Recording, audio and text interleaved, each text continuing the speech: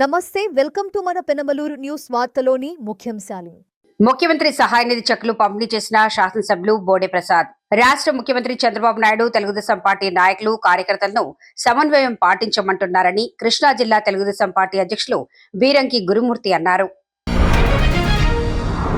పేదవారికి ఆర్థికంగా తోడ్పాటు ఇచ్చేందుకు ముఖ్యమంత్రి సహాయ నిధి ఎంతో ఉపకరిస్తుందని ఎమ్మెల్యే బోడే ప్రసాద్ అన్నారు. పెనమలూరు నియోజకవర్గం తాడిగడప మున్సిపాలిటీ పోరంకి తెలుగుదేశం పార్టీ కార్యాలయంలో నియోజకవర్గంలోని వివిధ గ్రామాలకు చెందిన 36 మందికి సుమారు 25,16,848 రూపాయల చెక్కులను ఎమ్మెల్యే బోడే ప్రసాద్ పంపిణీ చేస్తూ ప్రతి ఒక్కరిని పలకరించుకుంటూ ఆరోగ్య సమస్య తెలుసుకుని కూటమి ప్రభుత్వానికి అండగా నిలబడాలని తెలిపారు. ఈ సందర్భంగా ఎమ్మెల్యే మాట్లాడుతూ నియోజకవర్గంలో పేద బడుగు వర్గాల ప్రజలు హాస్పిటల్ కు వెళ్లి నగదు చెల్లించిన పేదవారికి అండగా ఉండాలనే ఉద్దేశంతో ముఖ్యమంత్రి శ్రీ నారా చంద్రబాబు నాయుడు సీఎంఆర్ఎఫ్ ద్వారా ఆర్థిక సహాయం చేయడం ద్వారా ఆయా వర్గాల ప్రజలకు ఆర్థిక భరోసా కల్పిస్తున్నారని తెలిపారు. గడిచిన 18 నెలల కాలంలో 1,330 మందికి 12,25,45,000 రూపాయల మేర పేదవారికి సీఎంఆర్ఎఫ్ ద్వారా ఆర్థిక సహాయం చేయడం సంతోషంగా భావిస్తున్నారని పేర్కొన్నారు. 36 మందికి 25 లక్షల రూపాయల చెక్కులు పంపిణీ కార్యక్రమం. ఇది ముఖ్యమంత్రి సహాయ నిధి కింద మీరు ముఖ్యమంత్రి గారికి అభ్యర్థిస్తే 25,16,848 రూపాయలు ఈరోజు పంపిణీ చేయటం జరుగుతూ ఉంది. 25 లక్షల రూపాయలు గత సంవత్సరాల కాలం నుంచి మీకు ఏ విధంగా ఇప్పుడు చెక్కులు ఇస్తున్నామో అదే విధంగా చెక్కులు ఇవ్వటం జరుగుతూ ఉంది. ఈరోజు 36 చెక్కులకు సంబంధించి 25,16,000 రూపాయలు. ఆరోగ్యం సరిలేక వివిధ హాస్పిటల్లో వైద్యం చేయించుకున్న వాళ్ళకి మీరు ఖర్చు పెట్టినంత ఇవ్వలేకపోవచ్చు, కానీ ఎంతో కొంత మీకు ఆసరాగా ఉంటుందని కొంత శాతం మేర మీకు ఆర్థిక సహాయం చేయటం జరుగుతూ ఉంది. ఇంతకుముందు గత ప్రభుత్వంలో ఇలాంటి ముఖ్యమంత్రి సహాయ నిధి అనేది అసలు ఎవరికి కూడా ఇచ్చిన దాఖలాలు మేము చూడలేదు. ముఖ్యమంత్రి గారు మరి మహిళలకి ఉచిత బస్సు కానీ, తల్లికి వందనం కానీ, అలాగే పెన్షన్లు కానీ, మరి మీరు వివిధ గ్రామాల నుంచి ఇక్కడికి వచ్చారు, మీ గ్రామాల్లో జరుగుతున్న అభివృద్ధి కార్యక్రమాలు కానీ అన్నీ కూడా ఈ సంవత్సరాల కాలంలో రాష్ట్రంలో ఆర్థిక పరిస్థితి బాగోకపోయినా ఇవన్నీ కూడా చేస్తూ ఉన్నాం. మరి అలాంటి ముఖ్యమంత్రి నారా చంద్రబాబు నాయుడు గారిని నువ్వు తప్పు చేశావు, తిరుమలలో లడ్డూని కల్తీ చేసి నెయ్యి లేకుండా పామ్ ఆయిల్ తోటి, కెమికల్స్ తోటి, జంతువుల కొవ్వులతోటి తయారు చేసిన నెయ్యితోటి తిరుపతి లడ్డు మహాప్రసాదంగా భావించే మహాప్రసాదాన్ని భక్తులకి ఇచ్చి ప్రజల్ని మోసం చేశావు అని చెప్పి వాస్తవాన్ని చెప్తే బూతులు ఏ విధంగా తిట్టారో మీరు ఒకసారి మీ యూట్యూబ్లో కానీ టీవీలో కానీ చూడండి. అలాంటి పార్టీలు సమాజంలో పరిపాలనకి అర్హులా అని చెప్పి మీరందరూ కూడా ఆలోచించాలి. కాబట్టి ఈరోజు మరి మీ అందరికీ పూర్తి ఆరోగ్యాలతో ఆనందంగా ఉండాలని చంద్రబాబు నాయుడు గారు మీ అందరినీ క్షేమంగా ఉండాలని మనస్ఫూర్తిగా కోరుకుంటూ మీ అందరికీ కూడా ఈ చెక్కులు పంపిణీ కార్యక్రమం చేయటం జరుగుతూ ఉంది. వైసీపీ ప్రభుత్వం 5 ఏళ్లలో కేవలం 1,000 కిలోమీటర్లు మేరకు రోడ్లు అభివృద్ధి చేసి 9,000 కోట్లను దారి మళ్లించిందని వీరంకి గురుమూర్తి ఆరోపించారు. పెనమలూరు నియోజకవర్గం కంకిపాడు మండలం గ్రామ తెలుగుదేశం పార్టీ కార్యాలయంలో విలేకరులతో సమావేశం నిర్వహించారు. ఈ సందర్భంగా కృష్ణా జిల్లా తెలుగుదేశం పార్టీ అధ్యక్షులు వీరంకి గురుమూర్తి మాట్లాడుతూ గత వైసీపీ ప్రభుత్వ హయాంలో తోటా చంద్రయ్య, బోండా ఉమా, బుద్దా వెంకన్న వంటి తెలుగుదేశం పార్టీ నాయకులపై దాడులకు పాల్పడ్డ వైసీపీ నాయకులను అప్పటి సీఎం జగన్మోహన్ రెడ్డి అందలం ఎక్కించారని మండిపడ్డారు. తిరుమల తిరుపతి దేవస్థానం కల్తీ లడ్డులో అసలు నెయ్యి లేకుండా పామాయిల్తో సుమారు 20 కోట్ల లడ్డూలను అప్పటి ప్రభుత్వం పంపిణీ చేసిందని ఆయన ఆగ్రహం వ్యక్తం చేశారు. తిరుమల తిరుపతి దేవస్థానం పవిత్రంగా భావించేటువంటి ప్రసాదం తిరుపతి లడ్డు. ప్రసాదమే కాకుండా భక్తుల యొక్క మనోభావాలు. లడ్డు అనేది భక్తుల యొక్క నమ్మకం. ఆ లడ్డు, అలాంటి లడ్డూని ఇవాళ వైసీపీ వాళ్ళు కోవులేదు అంటున్నారు. అంటే కల్తీ అనేది వాళ్ళకు కూడా తెలుసు. ఎందుకు తెలుసు అంటే 19కు ముందు ఆ రోజున ఉన్నటువంటి కమిటీ ఏదైతే ఈ నెయ్యికి సంబంధించిన నిబంధనలు ఉన్నాయో ఇంకా కఠినతరం చేయాలని సూచించింది. కానీ ఆ తర్వాత వచ్చినటువంటి వైసీపీ ప్రభుత్వం ఎవరు చేశారు? టీటీడీ చైర్మన్గా సుబ్బారెడ్డి గారు చేశారు, కరుణాకర్ రెడ్డి గారు చేశారు, అదేవిధంగా భాస్కర్ రెడ్డి గారు, ఇంకొక ఎవరినైతే ఎంటర్ చేయని అక్కడ. వాళ్ళు ఏం చేశారు? కఠినతరం చేయమంటే సులభతరం చేశారు. ఎందుకు చేయాలి? పవిత్రమైనటువంటి లడ్డూలో వాడేటువంటి స్వామివారి చెంతను ఉండేటువంటి లడ్డు అసలు నెయ్యే కల్తీ అంటే నెయ్యే లేకుండా 20 కోట్ల లడ్డూలు తయారు చేశారు. ఇవాళ తప్పులు చేసి వాళ్ళ పాపాలు శాపాలుగా మారినాయి. తప్పులకు శిక్ష అనుభవించాలి. 30,000 మంది ఆడబిడ్డల తాలిబొట్టులు దిగిపోయిన కల్తీ మద్యంలో. లక్షలాది మంది కిడ్నీలు, లివర్ల పక్షవాతాలు వచ్చినాయి. ఈ పాపం ఎవరిది? వైసీపీ ప్రభుత్వం కాదా? మీరు వచ్చిన తర్వాత మీ కార్యకర్తలు పెట్టారు, మద్యం మీరే తయారు చేశారు, మీరే అమ్మారు, అంత క్యాషే. అక్కడ సోడాలు అమ్మేవాళ్ళు, అదేవిధంగా గ్లాసులు అమ్మేవాళ్ళు ఫోన్పే తీసుకుంటారు, కానీ వీళ్ళేమో క్యాష్ ఇవ్వాలి వీళ్ళకి. ఈ విధంగా దోపిడీ చేసిన మాట వాస్తవం కాదా? ప్రజలు చూడలేదా? ఇవన్నీ చేశారే కాబట్టే కదా మీకు 11 ఇచ్చింది. 11 ఇచ్చిన మీరేం మాట్లాడుతున్నారు? ఇవాళ రాపా అంటాడు అధినాయకుడే. పేర్ని నాని గారు అయితే కన్ను కొడితే వేసేయాలరా అంటాడు. అంటే ఏంటి? నేను అడుగుతున్నా, ప్రజలకు నేను వేడుకుంటున్నా, వీళ్ళు చంపేస్తారంట వస్తే మమ్మల్ని. వీళ్ళకుండా హక్కు ఏంటి ఆ మాట అంటానికి? వీళ్ళు తప్పులు చేసి గోడౌన్లో బియ్యం పేదవాడు తినే అన్నం అండి. ఆ రోజున మహానుభావుడు ఎన్టీ రామారావు గారు పేదవాడికి పట్టిడు అన్నం పెట్టాలి, కడుపు నింపాలని పెట్టిన బియ్యాన్ని దొంగతనం చేస్తే, ఆ దొంగతనం చేసిన ఆయన మనకు నీతులు చెప్తుంటే ప్రజాస్వామ్యంలో ఎక్కడికి వెళ్తుంది? ఒకసారి ఆలోచించమంటున్నా ప్రజల్ని. మీరు ఆలోచించారు కాబట్టి వాళ్ళకి 11 ఇచ్చారు. వాళ్ళకి కూడా బుద్ధి రాలా. కానీ ఇవాళ కూటమి ప్రభుత్వం అద్భుతమైనటువంటి కార్యక్రమాలు చేస్తూ ఉంది, అభివృద్ధి చేస్తుంది, సంక్షేమం చేస్తుంది, బిడ్డల భవిష్యత్తు, త్రిశూల వ్యూహం. ఇవాళ నేను ఒక్క నిమిషంలో ఒక్క విషయం చెప్తా. రోడ్ల గురించి, పంచాయతీరాజ్ డిపార్ట్మెంట్ గురించి. 14-19 మధ్యన ఆ రోజున నరేంద్ర మోడీ గారు 10,000 కిలోమీటర్లు సిమెంట్ రోడ్లు వేయమంటే తర్వాత వచ్చిన వైసీపీ 1000 కిలోమీటర్లు వేశారు. ఏమైపోయినాయి డబ్బులు? సెంటు పట్టా మెరక్క పెట్టారు, మొత్తం ఎత్తేసారు, అయిపోయింది. ఈ సంవత్సరంన్నరలో పవన్ కళ్యాణ్ గారు పంచాయతీరాజ్ శాఖ మంత్రిగా 5,000 కిలోమీటర్లు వేశారు. వైసీపీ హయాంలో 9,000 కోట్లు పంచాయతీలకు, మండల పరిషత్తులకు, స్థానిక సంస్థలకు రావాల్సిన నిధులని 9,000 కోట్లు దారి మళ్ళీ ఇచ్చేశారు జగన్మోహన్ రెడ్డి గారు కాదా? ఈ రోజున సంవత్సరంన్నరలో పల్లె పండుగ కింద 4,600 కోట్లు ఇచ్చాం మొదటి దఫా. రెండో దఫా 2,400 కోట్లు ఇచ్చాం. 15th ఫైనాన్స్ 4,200 కోట్లు. అంటే 11,200 కోట్లు స్థానిక సంస్థలకు డబ్బు ఇచ్చినటువంటి ఏకైక ప్రభుత్వం భారతదేశంలో కూటమి ప్రభుత్వం. సిప్ సమర్పించిన నివేదికలో పాత్రధారులపై మాత్రమే సిఫార్సు చేసిందన్న మంత్రివర్గం. తిరుమల కల్తీ లడ్డు వ్యవహారంపై అసలు సూత్రధారులను తేల్చేందుకు విచారణ కమిటీ వేయాలని మంత్రివర్గ సమావేశంలో నిర్ణయం తీసుకున్నారు. సీఎం చంద్రబాబు అధ్యక్షతన సచివాలయంలో నిర్వహించిన మంత్రివర్గంలో సిట్ నివేదికపై చర్చ కొనసాగింది. అన్ని అంశాలు పక్కన పెట్టి మరీ తిరుమల లడ్డు కల్తీ వ్యవహారంపై చర్చించారు. లడ్డు కల్తీ జరిగిన విధానం, వివిధ విభాగాల తప్పిదాలను వివరిస్తూ నివేదిక ఉంది. ఇందులో ప్రభుత్వానికి సిట్ సమర్పించిన నివేదికలో పాత్రధారులపై మాత్రమే సిఫార్సు చేసిందని ఏపీ మంత్రివర్గం అభిప్రాయపడింది.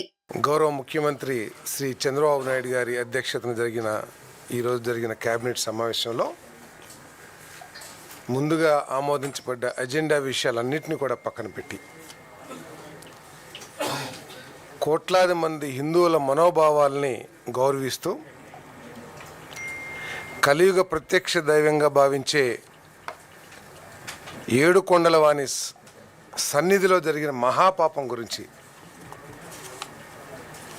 సిబిఐ ఇచ్చిన రిపోర్ట్ మీద ముఖ్యమంత్రి గారు కేబినెట్ సమావేశం 3.5 గంటల పాటు సుదీర్ఘంగా చర్చించి హిందువుల మనోభావాలను కాపాడటానికి ఏడుకొండల వాని పవిత్రతను కాపాడటానికి సిబిఐ ఇచ్చిన రిపోర్ట్ మీద ఎటువంటి యాక్షన్స్ తీసుకోవాలని చెప్పేసి చర్చ జరగడం జరిగింది. మన ముఖ్యంగా అందరు మంత్రులు, ప్రత్యేకంగా డిప్యూటీ సీఎం పవన్ కళ్యాణ్ గారు వారి అభిప్రాయాల్ని వారు కూడా తెలియజేయటం జరిగింది. నెయ్యి లేని 20 కోట్ల నేతి లడ్డూలను తయారు చేసి కోట్లాది మంది భక్తులకి పంపిణీ చేసిన మహానుభావులు, హిందూ మత సాంప్రదాయాల మీద మనోభావాల మీద గౌరవం లేకోకుండా నిబంధనల్ని సడలించి పాపానికి అంకురార్పణం చేసిన పెద్దలు ఒక పర్చేజ్ కమిటీని పక్కదారి పట్టించడం, పక్కన పెట్టేయటం పెద్ద కష్టం కాదని చెప్పేసి ఇప్పుడు అర్థమవుతా ఉంది. ఆ రోజు ప్రత్యేకంగా మీరు చూసినట్లయితే స్పెషల్ ఇన్వైటీస్ కింద 2 సభ్యులను మాత్రమే పిలుచుకొని ఆ రోజు దీనికి సంబంధించిన రాతకోతలు కానీ అప్రూవల్స్ కానీ ఇవ్వటం జరిగింది. ఆ పర్చేజ్ కమిటీకి సంబంధం లేకోకుండా అని చెప్పేసి నేను చాలా స్పష్టంగా తెలియజేస్తాను. మన భాస్కర్ రెడ్డి గారు, కరుణాకర్ రెడ్డి గారు, ఇంకా అధికారులు కొంతమంది ఉన్నట్టున్నారు. ఇది Office of the Special Investigation Team constituted under the Honorable Orders of the Supreme Court of India, CBI, confidential అనేటువంటిది సిబిఐ నుంచి ఈ ప్రభుత్వానికి వచ్చినటువంటి నివేదిక. ఈ నివేదికని ఈరోజు క్యాబినెట్ ముందు పెట్టడం జరిగింది. ఇందులో జరిగినటువంటి సంక్షిప్తంగా, ఇది ఛార్జ్షీట్ అయితే మరీ డీటెయిల్డ్గా ఉంటుంది, సంక్షిప్తంగా జరిగినటువంటి లోటుపాట్లని, ప్రభుత్వానికి అందుబాటులో ఉన్నటువంటి సమాచారాన్ని కూడా అధికారులు క్యాబినెట్ దృష్టికి తీసుకురావడం జరిగింది. చాలా నివ్వెరబోయేటువంటి విషయాలు. అంటే ఇంత స్థాయికి దిగజారుతారా? ఎస్, నిన్న వాళ్ళే అన్నారు కల్తీ సహజమని ఎక్కడో అన్నారు. ఒకవేళ వాళ్ళ మాట నిజమా కాదా అనేటువంటిది పక్కన పెడితే శ్రీవారి క్షేత్రంలో ఇంత స్థాయిలో అక్రమాల్ని తెలియక జరిగితే తప్పనొచ్చు, తెలిసి కళ్ళ ముందు జరుగుతూ ఉంటే కూడా మౌనంగా ఉన్నారా, అందులో భాగస్వాములా అనేటువంటిది కూడా అనుమానం వస్తే ఖచ్చితంగా భాగస్వాములు అనే రకంగానే మనకున్నటువంటి అన్ని ఆధారాలు తేలుతూ ఉన్నాయి. ఐఎస్ఓ ప్రకారం, కోడ్ ప్రకారము ఏవేవి ఇందులో సస్పెక్టెడ్ అడల్టరెంట్స్ ఉండేటువంటి అవకాశం ఉంది. ఇది మనం ముఖ్యమంత్రి గారు ఏదో చేసిన ఆరోపణ కాదు. ఎన్డీడీబీ ఆ రోజుకు అందుబాటులో ఉన్నటువంటి రిపోర్ట్లో ఏం చెప్పారంటే, soybean, sunflower, Alia, rape seed, cotton seed, fish oil number 1 column. Number 2 column coconut and palm kernel fat. Number 3 palm oil and beef టాలో. Number 4 lord.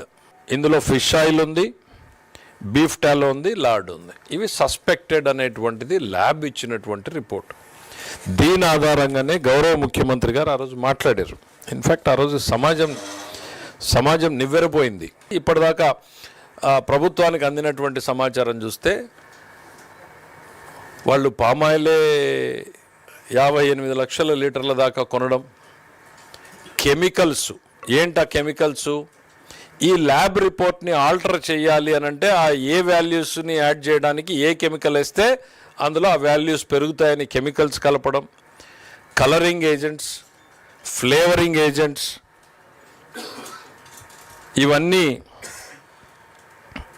ఒకవైపు టెండర్ని డైల్యూట్ చేశారు, రెండో వైపు వాడితో నెగోషియేట్ చేశారు. నెగోషియేషన్ కుదరకపోతే ఇంకొక కంపెనీ రూపంలోకి వచ్చారు. Then submission of fake documents. మొత్తం ఫేక్ డాక్యుమెంట్సే. 3 ఏళ్ళని 1 సంవత్సరం చేస్తే ఆ 1 సంవత్సరం కూడా ఆ సంస్థ డైరీ యాక్టివిటీ చేయాలి, వైష్ణవి డైరీ అనేటువంటిది. మొత్తం ఫేక్ డాక్యుమెంట్స్ పెట్టారు. ఫేక్ డాక్యుమెంట్స్ పెట్టి టెండర్లోకి వచ్చారు. అంటే తమ కళ్ళ ముందు జరుగుతున్నటువంటి దాన్ని అడ్డుకోకపోవడాన్ని తెలియకపోతే తప్పు, తెలిస్తే నేరంలో భాగస్వామ్యమే.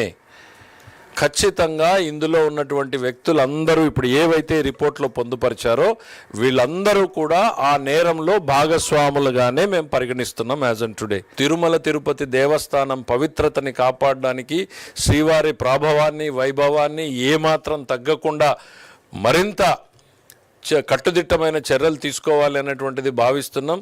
శ్రీవారిని రాజకీయాల్లోకి ఎక్కడా కూడా ఉపయోగించుకోవడానికి వీలు లేకుండా ఉండాలి. ఇప్పుడే కాదు, భవిష్యత్తులో కూడా ఎవ్వరూ కూడా రాజకీయ కోణంలో తిరుమలని కానీ శ్రీవారిని కానీ రాజకీయ కోణంలో చూడకూడదు అనేటువంటిదే ప్రభుత్వాధినేతగా గౌరవ ముఖ్యమంత్రి గారి ఆలోచన, ఉప ముఖ్యమంత్రి గారి ఆలోచన, ఎంటైర్ పార్టిసిపేట్ చేసిన క్యాబినెట్ మొత్తం అదే అభిప్రాయపడింది. జరిగిన క్యాబినెట్ సమావేశంలో గౌరవ ముఖ్యమంత్రి గారు అందించిన సమాచారం, అదేవిధంగా ఈ సమస్య పైన గౌరవ ఉప ముఖ్యమంత్రి గారు పవన్ కళ్యాణ్ గారు రాష్ట్ర వ్యాప్తంగా భక్తులకు తెలిపే విధంగా మనం అందరం కూడా కలిసికట్టుగా ప్రజల్లోకి తీసుకెళ్ళాలి. ఈ అంశం పైన ధర్మాన్ని కాపాడాలి, దేవాలయాల పవిత్రత కాపాడాలి. అంతిమంగా ఇది రాజకీయ కోణం నుంచి కావాలని కొంతమంది దుర్మార్గంగా వ్యవహరిస్తున్నా కూడా ప్రతిఘటించే బాధ్యత కూడా మనపైనే ఉందనే విషయం ఆయన పదే పదే ప్రస్తావించారు. ఈరోజు క్యాబినెట్లో చర్చకు వచ్చిన అనేక అంశాలు నిజంగా చాలామందిని ఆశ్చర్యపరిచినాయి. సహచర మంత్రులందరూ కూడా ఈ విధంగా వాళ్ళు చేసిన తప్పుల్ని ప్రజల పక్షాన మేము మాట్లాడుతున్నప్పుడు, భక్తుల పక్షాన మేము మాట్లాడుతున్నప్పుడు ఎదురుదాడికి దిగి రాష్ట్రంలో ఏదో విధంగా సమస్యలు సృష్టించడానికి చూస్తున్న ఆ పార్టీ. కాబట్టి ప్రభుత్వం నుంచి గౌరవ ముఖ్యమంత్రి గారు, అదేవిధంగా గౌరవ ఉప ముఖ్యమంత్రి గారు చాలా స్పష్టంగా ఈ అంశం పైన కూలంకుషంగా చర్చించి ఫేజ్ బై ఫేజ్ మనం ప్రజల్లోకి ఎట్టి పరిస్థితుల్లో కూడా వీళ్ళు చేసిన ఈ దుర్మార్గాల్ని ఎక్స్పోజ్ చేయాల్సిన బాధ్యత మన పైన ఉంది. ఒక చిన్న ఉదాహరణ మీకు చెప్తాను. ఎప్పుడైతే రిపోర్ట్ వచ్చిందో 2022లో అది మొట్టమొదటిసారి రిపోర్ట్ వచ్చింది. రిపోర్ట్ వచ్చిన తర్వాత ఏనాడు కూడా వాళ్ళు మరొకసారి ఆ ఘీ శాంపిల్స్ని టెస్ట్కి పంపించలేదు. ఎందుకంటే అసలు ఒక చుక్క ఘీ కూడా లేదా ఘీలో, చుక్క నెయ్యి కూడా లేని ఆ నెయ్యిని వీళ్ళు ఎవరికి పంపిస్తారు శాంపిల్స్కి? ఏనాడు కూడా పంపించలేదు. అదే మన కూటమి ప్రభుత్వం వచ్చిన తర్వాత ఇప్పటి వరకు దాదాపు 12 నుంచి 15 సార్లు ఈ ల్యాబ్ టెస్టింగ్కి పంపించి ఎప్పటికప్పుడు నాణ్యత లోపం లేకుండా ఉండే విధంగా జాగ్రత్తలు తీసుకుంటున్నాం. దయచేసి ఈ ప్రయత్నం భక్తులందరికీ కూడా ఏ విధంగా వీళ్ళు మన సెంటిమెంట్స్తో ఆడుకుని ఆ పవిత్రతని కాపాడే విషయంలో ఎంత కాంప్రమైజ్ అయిపోయారో తెలిసే విధంగా మీ అందరం చేస్తున్న ప్రయత్నం, దానికి ప్రతి ఒక్కరూ అర్థం చేసుకుంటారని, అదేవిధంగా రాబోయే రోజుల్లో ఈ పారదర్శకంగా చేసే ఈ ప్రక్రియలో ఎవరు ఎటువంటి తప్పులు చేసినా కూడా కఠినంగా వాళ్ళపైన చర్యలు తీసుకోవాల్సిన అవసరం, బాధ్యత కూడా ఉంది. కాబట్టి రాష్ట్ర క్యాబినెట్ ఈ రోజున ఆ విధంగా గౌరవ ముఖ్యమంత్రి గారి నేతృత్వంలో ఆ నిర్ణయాలు తీసుకుని ముందుకెళ్ళాం. కల్తీ జరిగింది కానీ జంతు కొవ్వు లేదన్న విధంగా మాట్లాడారు. అంటే కల్తీ జరిగిందన్న విషయాన్ని ఒప్పుకుంటున్నారు.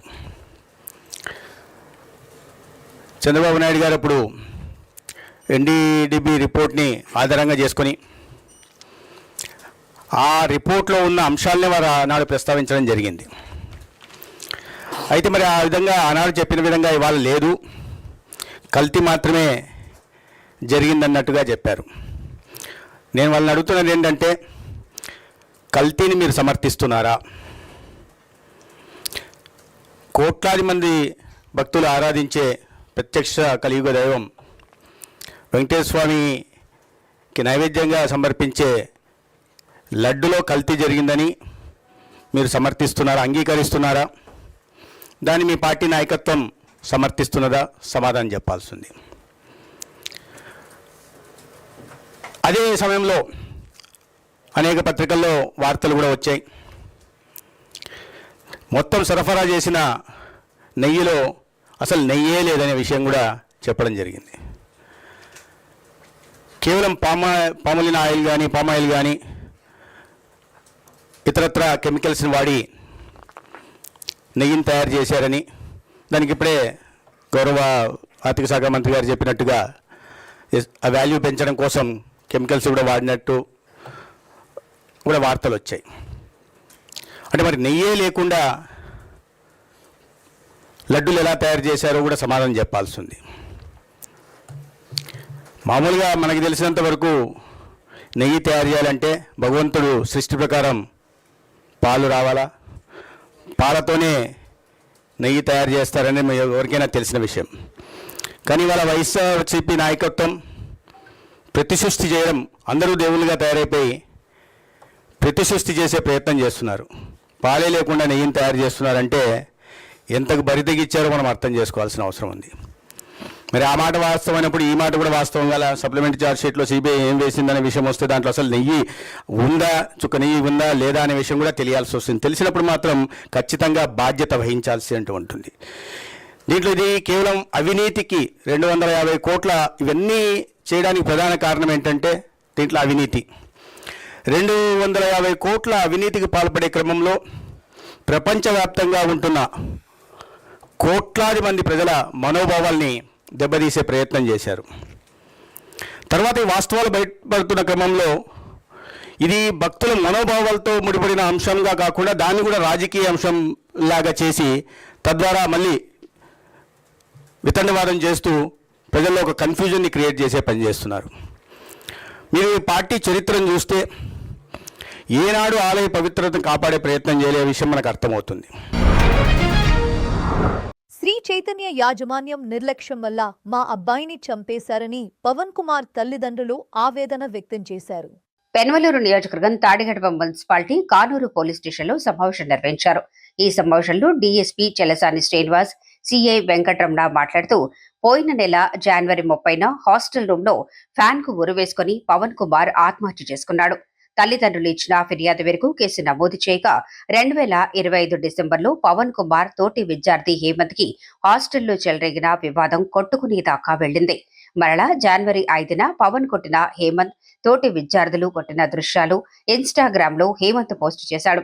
జనవరి 30న మరోసారి పవన్ కుమార్ పై హేమంత్ దాడి చేయడంతో మనస్తాపానికి గురై హాస్టల్లో ఫ్యాన్ కు ఉరివేసుకుని ఆత్మహత్య చేసుకున్నాడన్నాడు. ఈ కేసులో college principal Pichaiah, incharge Ravindra, సిబ్బంది రాజేష్, ఆనంద్, కృష్ణ, మెజ్బాయ్, హేమంత్లను పోలీసులు విచారణ అనంతరం అరెస్ట్ చేశారు. పోయిన నెల అనగా 37వ తారీఖు మన శ్రీ చైతన్య కాలేజీ శారదా క్యాంపస్లో, పోరంకి శారదా క్యాంపస్లో ఒక విద్యార్థి పవన్ కుమార్ అనే విద్యార్థి సూసైడ్ చేసుకున్నాడు. గదిలో అతని యొక్క రూమ్లో 405 అనే హాస్టల్ రూమ్లో విద్యార్థులు ఎవరో కూడా లేనప్పుడు స్టడీ అవర్స్కి వెళ్ళినప్పుడు లోపల ఇన్సైడ్ బోల్ట్ పెట్టుకుని ఈవినింగ్ టైంలో ఫ్యాన్కి బొంతతో ఉరేసుకుని చనిపోయి ఉండగా బోల్ట్ పెట్టుకుని ఉన్నారు. తర్వాత 9:30 ఆ ప్రాంతాల్లో ఆ రూమ్లో ఉన్న తోటి విద్యార్థులు వచ్చి తలుపేసి ఉన్న బోల్ట్ పెట్టి ఉందని చెప్పేసి అక్కడ ఉన్న వార్డెన్ వాళ్ళందరికీ ఇన్ఫార్మ్ చేసి అందరూ కూడా తలుపుని బలంగా నెట్టి బోల్టు ఎరగొట్టి లోపలికి వెళ్ళి చూడగా ఈ ఫ్యాన్కి ఇతను ఈ పవన్ కుమార్ ఉరేసుకుని ఉన్నాడు. ఇమీడియట్గా అతను కింద దించి మొదట కామినేని హాస్పిటల్కి తీసుకెళ్లారు. విద్యార్థులను మన కాలేజీ యాజమాన్యం కలిపి తీసుకెళ్ళిన తర్వాత అక్కడి నుంచి వాళ్ళు ఇక్కడ కాదు కొంచెం బెటర్ ట్రీట్మెంట్ అని చెప్పేసి గవర్నమెంట్ హాస్పిటల్ విజయవాడకి తీసుకెళ్ళమంటే అక్కడికి తీసుకెళ్ళినప్పుడు బ్రాడ్ డెడ్ అని చెప్పారు. అది దాని మీద మనకి తల్లిదండ్రులకు ఇన్ఫామ్ చేయటం, తర్వాత పోలీసులకు ఇన్ఫామ్ చేసి తల్లిదండ్రులు వచ్చాక రిపోర్ట్ తీసుకుని కేసు రిజిస్టర్ అనుమానాస్పద మృతిగా కేసు రిజిస్టర్ చేసాం. ఫస్ట్ రిజిస్టర్ చేసిన తర్వాత దర్యాప్తులో భాగంగా పోస్ట్ మార్టం అన్నీ కూడా ఫోరెన్సిక్ ప్రొఫెసర్ గారితో చేయించాము. తల్లిదండ్రులు కూడా మనం పోస్ట్ మార్టం జరిగే ప్లేస్కి అనుమతించారు డాక్టర్ గారు వాళ్ళు. తర్వాత ఆ క్రమంలో మనం దర్యాప్తు చేస్తూ ఉండగా మనకి తెలిసిన విషయాలు ఏంటంటే ఈ విద్యార్థి ఎవరైతే పవన్ కుమార్ ఉన్నాడో పవన్ కుమార్ హేమంత్ అనే విద్యార్థితో గతంలో అండ్ ఆ క్యాంపస్లోనే చదువుకునే అబ్బాయితో బాగా చనువుగా ఉండి అతనితో కొంత వివాదం వచ్చింది. ఆ వివాదంలో భాగంగా ఆ హేమంత్ని వేరే వాళ్ళతో హేమంత్ మీరు ఎవరు తిరగొద్దని ఇతర విద్యార్థులకి ఇతను చెప్తాడు. దాని మీద హేమంత్ ఆ విద్యార్థులు అందరూ ఎందుకురా ఇలా చెప్తామని చెప్పేసి గత నెల 5వ తారీఖున రూమ్లో ఇతని మీద చేయి చేసుకుంటారు, కొడతారు. మొత్తం 6 విద్యార్థులు, హేమంత్, మన కార్తికేయ అండ్ సురేంద్ర, తర్వాత ఇబ్రహీం, తరుణ్ అండ్ అవినాష్, అంతే ఈ హేమంత్, వీళ్ళంతా ఫ్రెండ్స్. వీళ్ళంతా కూడా అండర్ జునైల్స్ కింద మేము భావిస్తాం. వీళ్ళందరూ గదిలో ఇతన్ని కొట్టడం జరిగింది. కొట్టాక అది ఇక ఎవరి దృష్టికి వెళ్ళలేదు. తర్వాత వీళ్ళు అందరూ కూడా సెలవులకి ఇంటికి వెళ్ళిపోయారు. సంక్రాంతి సెలవులకి ఇంటికి వెళ్ళిపోయి ఎవరి దాని వాళ్ళు మళ్ళీ వచ్చి కాలేజీకి వచ్చేయటం, మళ్ళీ చదువుకోవడం స్టార్ట్ అయింది. మొన్న 29వ తారీఖున కూడా మరలా గొడవ అయింది. వీళ్ళకి గొడవ అయినప్పుడు ఇతన్ని కొట్టడం, ఈ పవన్ కుమార్ని కొట్టడం జరిగింది చేతులతో. కొట్టిన తర్వాత ఇతను ఇంకా వీళ్ళు ఏంటంటే నేను సూసైడ్ చేసుకోవాలనే భావన ఆ తోటి విద్యార్థులతో కూడా అనటం జరిగింది. అన్నప్పుడు వాళ్ళు కూడా ఎందుకురా ఇవన్నీ అట్లాంటివి ఎందుకు అని చెప్పారు. కానీ దాన్ని వాళ్ళంతా కూడా సరే నువ్వు అటెండ్ చేసుకోమని సరే అని ఒప్పుకున్న తర్వాత ఈ 31వ తారీఖున ఇది మళ్ళీ 30వ తారీఖున కూడా వీళ్ళకి చిన్న గొడవ జరిగింది. ఇదంతా కూడా కాలేజీలో ఉన్న యాజమాన్యానికి కానీ ప్రిన్సిపల్ గారికి కానీ ఈ పిల్లలు ఎవరు చెప్పడం జరగల. దాని మీద ఏం జరిగిందంటే ఇక 30వ తారీఖున జరిగింది. 30వ తారీఖున జరగగానే 31వ తారీఖున ఇక ఈ మనస్తాపంతో ఇతను స్టడీ అవర్స్కి వెళ్ళకోకుండా రూమ్లోనే ఉండిపోయి 405లో ఫ్యాన్ కురేసుకుని చనిపోవటం, తర్వాత ఇదంతా తీయటం జరిగింది. ఆ క్రమంలో మా దర్యాప్తులో భాగంగా ఏమైందంటే ఈ విద్యార్థి చనిపోయినప్పుడు చేతి మీద ఎవరైతే కొట్టారో వాళ్ళ పేర్లు రాసుకున్నట్టుగా, ఆ రాసుకున్న పేర్లని లోపలికి వెళ్ళినప్పుడు ప్రిన్సిపాల్, వార్డెను, మొత్తం 6 అది చూసి లోపలే ఉంచుకుని అది చెరిపినట్టుగా ఒక ఫోటో కూడా వచ్చింది. ఒక వాట్సాప్ ఫోటో రావటం, తర్వాత ఈ వీళ్ళు కొట్టుకున్న వీడియో కూడా వాళ్ళు 5వ తారీఖున కొట్టిన వీడియో ఒకటి ఇన్స్టాగ్రామ్లో వాళ్ళు పోస్ట్ చేసుకోవటం పిల్లలు. అది కూడా మాకు పిల్లల ద్వారా మాకు వచ్చింది, వీడియో ఒకటి వచ్చింది. అదేవిధంగా అతని చేతి మీద రాసుకున్న పేర్లు కూడా ఆ యొక్క ఫోటో కూడా మాకు రావడం జరిగింది. ఈ సంఘటనలన్నీ కూడా కొంతమంది విద్యార్థులు మాకు ఎవిడెన్స్ ఇవ్వటం జరిగింది. దానిలో భాగంగా మొత్తం దర్యాప్తు అంతా పూర్తి చేసి ఈరోజు ఈ యొక్క పిల్లలను ఎవరైతే స్టూడెంట్స్ ఉన్నారో సెకండ్ ఇయర్ పిల్లలు ఇందాక చెప్పిన 6గురిని కూడా మేము అరెస్ట్ చూపించాము. అదేవిధంగా ఎవరైతే కాలేజీలో ఉన్న ప్రిన్సిపాల్ ప్రకాష్, రవీంద్ర, హేమంత్ అంటే మెస్ బాయ్ ఈయన, అలాగే జేఎల్ ఉన్నారు రాజేష్, ఇంకొక జేఎల్ ఆనంద్, ఇంకో జేఎల్ కృష్ణ, వీళ్ళ 6గురిని కూడా ఈరోజు అరెస్ట్ చూపించాము. వీళ్ళందరినీ కూడా కోర్టులో ప్రొడ్యూస్ చేయడం జరుగుతుంది. వీళ్ళు అక్కడున్న సాక్ష్యాధారాలను చెరిపారనే ఉద్దేశంతో ఈ 6గురిని కాలేజీలో ఉన్న ప్రిన్సిపల్ గారిని వాళ్ళందరినీ కూడా అరెస్ట్ చేయడం జరిగింది. అదేవిధంగా ఆత్మహత్య చేసుకోవటానికి కారకులైన ఈ 6 విద్యార్థుల మీద కూడా వీళ్ళందరూ కూడా జొనైల్స్, వాళ్ళని కూడా అరెస్ట్ చూపించాం, కోర్టు ముందు ప్రొడ్యూస్ చేస్తాం. వార్తలు ముగించే ముందు ముఖ్యాంశాలు మరోసారి. ముఖ్యమంత్రి సహాయ నిధి చెక్కులు పంపిణీ చేసిన శాసనసభ్యులు బోడే ప్రసాద్. రాష్ట్ర ముఖ్యమంత్రి చంద్రబాబు నాయుడు తెలుగుదేశం పార్టీ నాయకులు, కార్యకర్తలను సమన్వయం పాటించమంటున్నారని కృష్ణా జిల్లా తెలుగుదేశం పార్టీ అధ్యక్షులు బీరంకి గురుమూర్తి అన్నారు. వార్తలు ఇంతటితో సమాప్తం. తిరిగి మరల తర్వాత ముఖ్యాంశాల్లో కలుద్దాం. అంతవరకు చూస్తూనే ఉండండి మన పెనుమలూరు న్యూస్.